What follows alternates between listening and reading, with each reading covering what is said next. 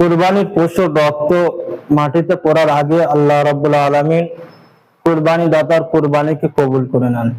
হাদিসটি এসেছে সুনান ইবনে মাজাহ 3126 নম্বর হাদিসে। আল্লাহ রাসূল সাল্লাল্লাহু আলাইহি সাল্লাম বলেছেন, মা আমিলা ইবনু আদম ইয়াউমান নাহরি আমালান আহাব্বা ইলাল্লাহি আযজা ওয়া জাল্লা মিন হিরাকাতি দামিন। অর্থাৎ কুরবানির দিনে আল্লাহর কাছে সবচেয়ে পছন্দনীয় আমল হলো পশুর রক্ত প্রবাহিত করা, অর্থাৎ কুরবানি করা। আইন্নাহু লা ইয়াতি ইয়াউমাল কিয়ামাতি বিকুরুনিহা ওয়া যুলাফিহা ওয়া আশআরিহা। কিয়ামতের দিনে আল্লাহ রাব্বুল আলামিন কুরবানির পশুর শিং, হাড্ডি এবং পশমকে একত্রিত করবেন এবং এর পরিবর্তে কুরবানি দাতার উত্তম বদলা দান করবেন। এবং হাদিসের শেষ অংশে এসেছে, আইন্না দামা লা ইয়াকু মিনাল্লাহি আযজা ওয়া জাল্লা ক্বাবলা ইয়াকা আলাল আরদ। অর্থাৎ কুরবানির পশুর রক্ত মাটিতে পড়ার আগে আগে কুরবানি দাতার কুরবানিকে আল্লাহ রাব্বুল আলামিন কবুল করে নেন।